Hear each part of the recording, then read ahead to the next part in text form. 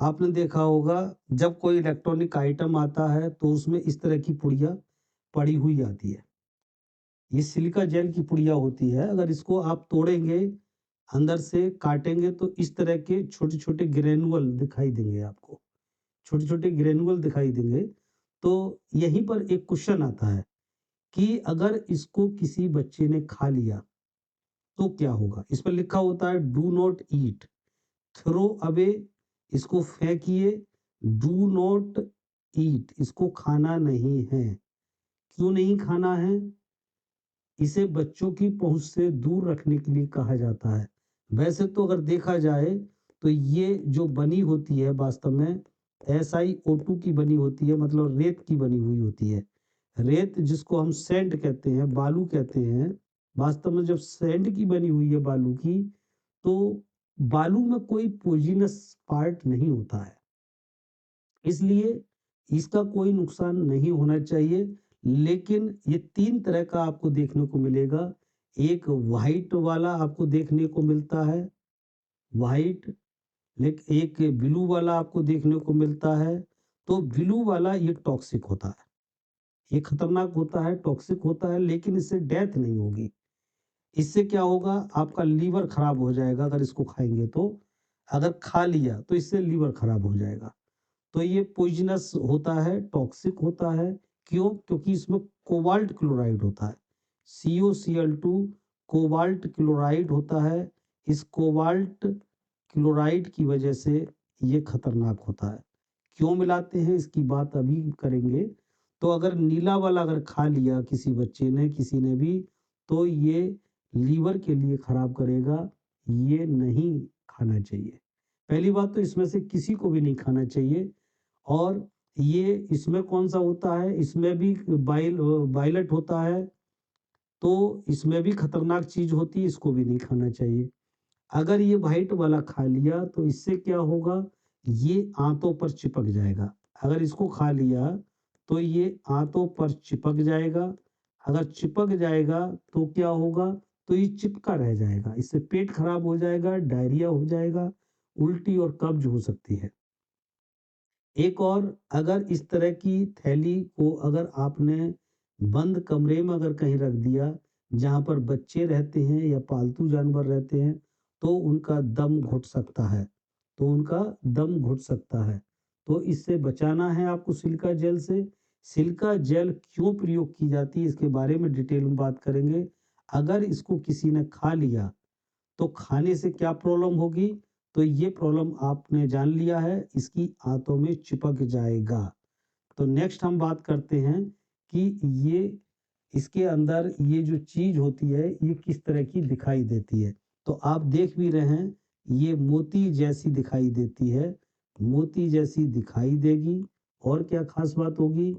ये दानेदार होगा सिलिका जेल, ये पोरस होता है और पूरस होता है, लेकिन रासायनिक रूप से ये क्रिया नहीं करता है।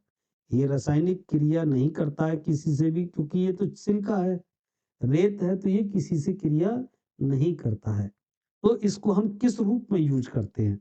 ये किस रूप में काम करता है ये? डेसीकेंट के रूप में काम करता है, मतलब अवशोषक के रूप में इसको यूज़ करते हैं। अवशोषक से आप समझ ही रहे होंगे, इसको शुष्कन भी कह देते हैं, शुष्कक। इसका मतलब है ये क्या काम करेगा, ये नमी को एब्जॉर्ब करेगा। कहीं पर नमी होगी तो उसको एब्जॉर्ब करेगा। लेकिन कब यूज़ करते हैं? जब अत्यंत कम आर्द्रता होती है कहीं पर, तब इसको यूज़ करेंगे। अत्यंत कम आर्द्रता पे यूज़ करते हैं, तो ये सूखा रखने के लिए इसको यूज़ किया जाता है। ये अप टू 40%, ये 40% नमी को एब्ज़ॉर्ब कर लेता है। पूछ लेगा कि कितने परसेंट ये नमी को एब्ज़ॉर्ब कर लेता है?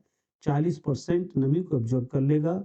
जब नमी एब्ज़ॉर्ब कर लेगा, तो वहाँ पर फफूंदी नहीं होगी उसमें, तो जंग नहीं लगेगी। अगर लोहे का पार्ट है, उसमें गीलापन नहीं रहेगा, जिससे वो खाद्य पदार्थ कुरकुरा रहेगा। कुरकुरा बनाए रखने के लिए इसको यूज़ किया जाता है। इसके अलावा और भी डेसिकेंट होते हैं, अवशोषक होते हैं जिनका प्रयोग कर सकते हैं। अगर आप अवशोषक की बात करेंगे तो इसमें मिट्टी आती है। मिट्टी को उच्च आर्द्रता पे यूज करते हैं। जहाँ पर उच्च आर्द्रता होती है तब यूज करेंगे इसको। क्यों? क्योंकि ये जल्दी संतृप्त हो जाती है। ये नमी को जल्दी से अब्जॉर्ब कर लेती है। जब धीरे से ये अब्जॉर्ब करना हो तो आप सिलिका जेल को यूज करेंगे। एक अंतर होता है, ये नमी को सतह पर इकट्ठा करेगा नमी को, और ये कणों के अंदर इकट्ठा करेगी। कणों के अंदर इकट्ठा होती है इसमें नमी कणों के अंदर इकट्ठा होती है। एक रूप में और यूज होता है जिसको कहते हैं निर्जली कारक के रूप में। निर्जली कारक के रूप में भी इसको यूज कर लेते हैं। निर्जली कारक को इंग्लिश में क्या बोलेंगे? Dehydrating agent. डिहाइड्रेटिंग एजेंट के रूप में भी इसको यूज कर लिया जाता है। ये एयर की नमी को एब्जॉर्ब कर लेता है, तो इसको डिहाइड्रेटिंग एजेंट के रूप में भी हम प्रयोग करते हैं। ये पूरी तरह से पारदर्शी होता है और सफेद होता है। पारदर्शी होता है और सफेद होता है। तो अगर हम इसको ये देखें, ये कितने टाइप के होते हैं, तो ये 3 टाइप के हमें देखने को मिलते हैं। पहला टाइप कौन सा होता है? पहला टाइप वो होता है जिसमें कोई भी इंडिकेटिव नहीं होता है। इसको बोलते हैं नॉन इंडिकेटिव। इंडिकेटिव यानी अगर इसको यूज करेंगे तो ये इंडिकेशन नहीं देगा। दूसरा होता है बी टाइप के होते हैं इंडिकेटिव। इंडिकेटिव का मतलब है कि अगर इनमें नमी एब्जॉर्ब होगी तो ये अपना रंग बदल देंगे। जो नॉन इंडिकेटिव होता है वो पूरी तरह से वाइट होता है। वाइट कह सकते हैं, इसको सफेद कह सकते हैं, और पूरी तरह से पारदर्शी होता है। लेकिन जैसे ही ये नमी को एब्जॉर्ब कर लेता है, तो नमी को एब्जॉर्ब करने के बाद में ये पहले अंबर पीला होता है। अंबर पीला होता है, लेकिन बाद में चल करके कुछ ही समय में ये भूरा हो जाता है और पूरी तरह से अपारदर्शी हो जाता है। तो क्या चीज अंतर आया? अपारदर्शी हो जाएगा ये अपारदर्शी हो जाएगा। कहाँ यूज किया जाएगा? इसका यूज फार्मा में किया जाता है। फार्मा की मेडिसिन को रखने में, पैकिंग में। नेचुरल गैस में प्रयोग किया जाता है। नेचुरल गैस में और खाद्य पदार्थों को स्टोर करने में किया जाता है। तो चूंकि इसमें कोई भी इंडिकेटिव नहीं होता है, इसलिए ये टॉक्सिक नहीं होता है। तो टॉक्सिक ना होने की वजह से इसका प्रयोग खाद्य पदार्थों में कर लिया जाता है। तो सिंपल तरह का यही होता है, इसमें केवल पारदर्शी से अपारदर्शी हो जाता है। दूसरा जो इंडिकेटिव होता है, इंडिकेटिव में ये एक होता है डार्क ब्लू, एक होता है ऑरेंज। तो जो ऑरेंज वाला होता है, ऑरेंज वाला, नारंगी वाला, ये जैसे ही नमी को एब्जॉर्ब करता है, ये डार्क ग्रीन में कन्वर्ट हो जाता है, गहरे नीले में कन्वर्ट हो जाता है, गहरा नीला। लेकिन ये महंगा होता है और ये यहाँ पर प्रयोग जनरली नहीं किया जाता। महंगा होने की वजह से भारत में कम प्रयोग किया जाता है ऑरेंज वाला। तो इसमें क्या चीज़ मिलाते हैं? मिथाइल ऑरेंज मिलाते हैं ये, मिथाइल ऑरेंज। इंडिकेशन के रूप में मिथाइल ऑरेंज को मिलाते हैं। मिथाइल ऑरेंज कह लीजिए या मिथाइल वायलेट कह लीजिए। इसको मिलाते हैं, इसकी वजह से इसका रंग कैसा हो जाता है? नारंगी हो जाता है। जैसे ही नमी को एब्जॉर्ब करता है, ये डार्क ग्रीन हो जाता है। ये महंगा होता है, इसलिए भारत में कम यूज होता है। भारत में कम यूज होता है। जो तीसरी तरह का है, जो नीले कलर का है, ये डार्क ब्लू होता है। डार्क ब्लू, गहरा नीला। कहेंगे अगर गहरा नीला किस वजह से होता है, तो इसमें कोबाल्ट क्लोराइड मिलाया जाता है। कोबाल्ट क्लोराइड नाम का इसमें क्या मिलाते हैं, इंडिकेटर मिलाते हैं। कोबाल्ट क्लोराइड मिला होने की वजह से ये नीले रंग का होता है। जैसे ये नमी को एब्जॉर्ब करता है, ये पिंक मतलब गुलाबी में कन्वर्ट हो जाता है, गुलाबी में कन्वर्ट हो जाता है। चूंकि ये सस्ता होता है, तो सस्ता होने की वजह से ये जनरली इंडिया में यूज किया जाता है, लेकिन कुछ देश में ये पूरी तरह से प्रतिबंधित है। क्यों प्रतिबंधित है ये? क्योंकि इसमें खतरनाक पदार्थ कोबाल्ट क्लोराइड होता है, इसलिए ये प्रतिबंधित है। इसको खाद्य उत्पाद में यूज नहीं करते हैं, खाद्य उत्पाद में यूज नहीं करेंगे। क्यों? क्योंकि कोबाल्ट क्लोराइड होता है, टॉक्सिक की वजह से इसका यूज नहीं करते हैं। इसका यूज कहाँ किया जाता है? ब्रीदर ट्रांसफार्मर में, बिजली में, बिजली का जो ट्रांसफार्मर होता है उसमें इसका यूज किया जाता है। ब्रीदर ट्रांसफार्मर में क्या यूज होगा? देखिए ब्रीदर ट्रांसफार्मर में क्या होता है, जो ब्रीदर वाला, ये ब्रीदर है, इसमें ब्रीदर ट्रांसफार्मर में क्या होता है, ये एक तरफ से सांस लेता है, ये ऑक्सीजन लेता है इधर को, और दूसरी साइड से ऑक्सीजन को छोड़ देता है। ऑक्सीजन क्यों लेता है? क्योंकि जब इसमें ये गर्म होता है तेल, इसमें ऑयल रहता है, ऑयल जब गर्म होता है, गर्म होने से क्या होगा, गर्म होगा, चूंकि ये इसमें कॉइल होती है ट्रांसफार्मर में, ट्रांसफार्मर में कॉइल होती हैं।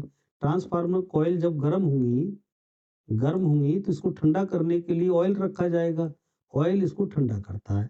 जब ठंडा करेगा तो ये यूज होता रहेगा, इसका लेवल कम होता जाएगा, लेवल कम होगा तो इसमें ऑक्सीजन, ऊपर ऑक्सीजन आ जाएगी, ऑक्सीजन जब यहाँ से ली जाएगी तो इसमें नमी चली जाएगी, नमी चली जाएगी तो इससे क्या होगा, ये ऑयल और ये जो कॉइल है वो शॉर्ट सर्किट हो सकती हैं। तो नमी ना जाए, तो नमी को एब्जॉर्ब करने के लिए यहाँ पर क्या यूज कर लिया, ये सिलिका जेल प्रयोग कर लिया। सिलिका जेल कौन सा प्रयोग किया जाता है? COCl2 वाला, ये नीला वाला प्रयोग किया जाता है। तो नीला वाला ये प्रयोग किया जाता है, कोबाल्ट क्लोराइड वाला।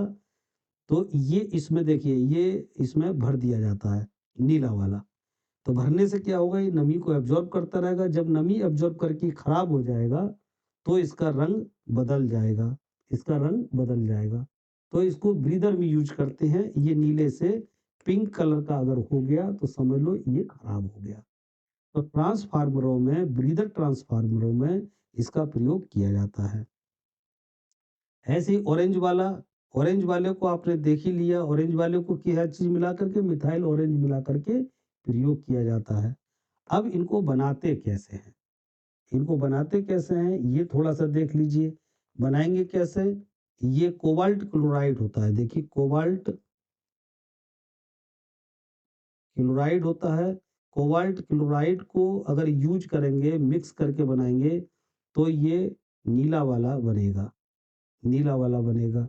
और नीला वाला अगर नमी को एब्जॉर्ब कर लेगा तो ये किस में चेंज हो जाएगा, नीला वाला, चूंकि नीला है तो नीला वाला तुरंत ही चेंज हो जाएगा। देखिए अभी हल बताया था, ये सब नीला वाला चेंज किस में होगा, ये पिंक में चेंज होगा। और ऑरेंज वाला किस में चेंज होगा, डार्क ग्रीन में चेंज होगा। तो ये तुरंत ही चेंज हो जाता है पिंक में, पिंक में चेंज हो जाता है। और ये नारंगी वाला किस में चेंज हो जाता है, ये चेंज हो जाता है गहरा नीला में, सॉरी, नारंगी वाला गहरा हरा में चेंज हो जाता है, ग्रीन में चेंज हो जाता है। तो इसमें ये क्या मिलाया, मिथाइल ऑरेंज मिलाया, मिथाइल ऑरेंज, चाहे से मिथाइल ऑरेंज कह लीजिए, मिथाइल वायलेट कह लीजिए, दोनों एक ही बात है। तो इस तरह से ये बनाए जाते हैं। अब इसको ये कहें कि मान लो यूज कर लिया तो ये बेकार हो जाएंगे, बेकार नहीं होते हैं। इसको फिर से लेंगे, या इसको आप लेंगे या सफ़ेद वाले को लेंगे, तो इनको हम क्या करेंगे, रीयूज कर लेंगे। रीयूज कैसे किया जाता है भाई? रीयूज करने के लिए, चूंकि ये नमी को एब्जॉर्ब कर लेते हैं, 40% तक नमी इनके अंदर इकट्ठी हो जाती है। तो इनको सुखा लो, सुखा करके ये हो जाएगा। ये इसको 100 बार यूज कर सकते हैं, रीयूज कर सकते हैं, जब तक इनमें कलर पुनः मूल कलर आना बंद ना हो। ये मूल कलर में चेंज हो जाते हैं फिर से। जब मूल कलर में अगर चेंज ना हो तब तक इसको फेंकेंगे नहीं, ये रीयूज हो जाएगा। क्या करना है आपको? करना ये है कि जैसे ही नमी वाला जब आप सिलिका जेल लाएंगे, संतृप्त सिलिका जेल लाएंगे, तो आप इसको क्या करेंगे? आप इसको गर्म करेंगे 1 से 2 घंटे तक। किसमें करेंगे गर्म? ओवन में रख करके। चूल्हे पर नहीं करना, ओवन में रख करके। कितने डिग्री पर करेंगे? 120 से लेकर के 150 डिग्री सेल्सियस तक गर्म करेंगे, तो ये अपने आप ही असंतृप्त सिलिका जेल में कन्वर्ट हो जाएगा। क्रिस्टलीय असंतृप्त सिलिका जेल में कन्वर्ट हो जाएगा। अगर आप ये कहें कि अगर 150 से ज़्यादा अगर हीट कर दिया, अगर 150 डिग्री से ज़्यादा, अगर 180 से ज़्यादा अगर आपने हीट कर दिया, तो क्या होगा? तो उसकी जो मॉइस्चर कैपेसिटी है, ये समाप्त हो जाएगी। ये समाप्त हो जाएगी। अब ये मॉइस्चर को कलेक्ट नहीं करेगा। एक और इसमें पूछ लेगा कि अगर इसको धूप में सुखा दें, तो क्या ये ठीक नहीं होगा? अगर आपने धूप पर सुखा दिया, तो पूरे में से ऊपर-ऊपर, केवल ऊपर-ऊपर कुछ मात्रा ही ठीक होगी, नीचे वैसा ही रहेगा, नीचे वाला चेंज नहीं होगा। जब ये ठीक हो जाएगा, मतलब गर्म करने के बाद, तो जो व्हाइट वाला है, अपारदर्शी हो गया है, अपारदर्शी वाला जो हो गया है, वो फिर से पारदर्शी हो जाएगा। अगर पिंक वाला है, तो पिंक वाला फिर से ब्लू हो जाएगा, और ग्रीन वाला है, तो ग्रीन वाला फिर से ऑरेंज हो जाएगा। तो समझ लो कि ये रीयूज के मतलब का हो गया है। अब आप इसको फिर से यूज कर सकते हैं। यहीं पर एक पूछा जाता है कि क्या इसका कोई प्राकृतिक विकल्प है? अगर सिलिका जेल यूज ना करें, क्योंकि किसी ने खा लिया तो उसकी आंतें खराब हो सकती हैं, तो इसकी जगह पर हम क्या यूज करें? सिलिका जेल का विकल्प है। कौन सा? Activated charcoal. एक्टिवेटेड चारकोल इसका विकल्प है। ये इससे क्या फायदा होगा? ये नमी को भी एब्जॉर्ब करेगा और गंध को भी एब्जॉर्ब करेगा। तो जैसे अपने कमरे में नमी आ रही है, तो वहाँ इसका यूज कर सकते हैं। अब हम बात करेंगे उत्पादन की, कि ये कैसे उत्पादन किया जाता है, इसका मैन्युफैक्चरिंग की जाती है। तो सबसे पहले तो मुख्य घटक बताइए इसका क्या होता है? मुख्य घटक तो SiO2 ही होता है, जिसको हम बालू कहते हैं, या जिसको हम रेत कहते हैं, रेत SiO2। SiO2 का मतलब सिलिकॉन डाइऑक्साइड। ये सिलिकॉन डाइऑक्साइड ही इसका मुख्य घटक है। अगर ये कहें हम, इसका कच्चा माल क्या है, रॉ मटेरियल क्या है, तो रॉ मटेरियल पहला है इसमें क्वार्ट्स। क्वार्ट्स मिट्टी, रेत जिसको कहते हैं, 99% तो यही होती है, SiO2। और दूसरी क्या होती है? जो टूटा हुआ कांच होता है, ब्रोकन ग्लास, ये इसका सेकंड होता है। तो ब्रोकन ग्लास में आपको क्या मिल जाएगा? सोडियम कार्बोनेट मिल जाएगा। ये 72% इसको यूज कर सकते हैं, 72.4%। तो इस तरह से इसमें कौन कौन सी क्रियाएं होंगी? अगर क्रियाएं कहें, तो मुख्य रूप से 2 क्रियाएं होती हैं। एक उदासीनीकरण की क्रिया, और दूसरी क्रिया होती है हाइड्रोलाइसिस की क्रिया। यानी इसके प्लांट में मुख्य रूप से 2 क्रिया हम देखने को मिलेंगी। कैसे कैसे होती है उदासीनीकरण की क्रिया? SiO2 जो सिलिका है, पहले वो NaOH, या NaOH की जगह Na2CO3 भी यूज कर सकते हैं, या H2SO4 भी यूज कर सकते हैं, H2SO4 या Na2CO3, इनमें से कोई भी यूज कर सकते हैं। तो क्या होगा? ये Na2SiO3 बन जाएगा पहले, मतलब सोडियम सिलिकेट बनता है और प्लस जल बनता है। ये एक्सट्रैक्शन के रूप में रहता है, एक्सट्रैक्शन के रूप में रहता है। अब इसकी क्या करते हैं, इसकी हम कर देते हैं हाइड्रोलाइसिस। जो Na2SiO3 है, इसकी हम कर देते हैं हाइड्रोलाइसिस। हाइड्रोलाइसिस में क्या करेंगे, H2SO4 से इसको गुजार देंगे तो ये चेंज हो जाएगा SiOH, OH, OH, OH। इसको क्या बोलेंगे, ऑर्थो सिलिकिक एसिड में ये कन्वर्ट हो जाता है। इसमें से पानी जब निकल जाता है तो ये चेंज हो जाता है SiO,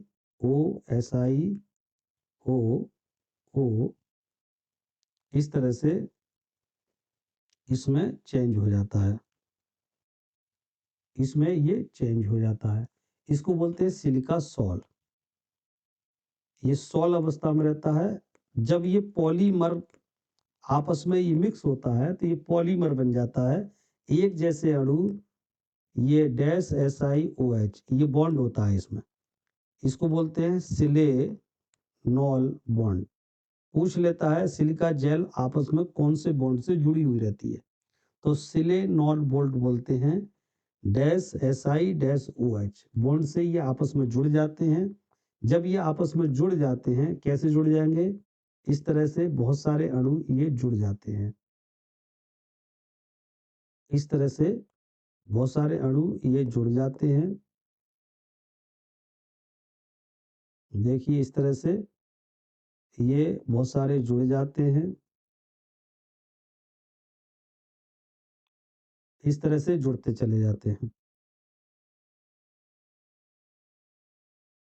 इस तरह से ये तमाम अणु एक दूसरे से जुड़ते चले जाते हैं, तो ये बन जाती है सिलिका जेल। एक तरह से पॉलीमर है, एक तरह से ये पॉलीमर ही है। अब ये पानी को कहाँ एब्जॉर्ब करती है, पानी को एब्जॉर्ब करती है ये सतह पर। पानी को एब्जॉर्ब हमेशा सतह पर करती है। कैसे करेगी, जैसे कि चूंकि यहाँ H है, इधर भी H है, तो जैसे O से मिलेगी तो ये देखिए ये जल बन गया, ये जल बन गया।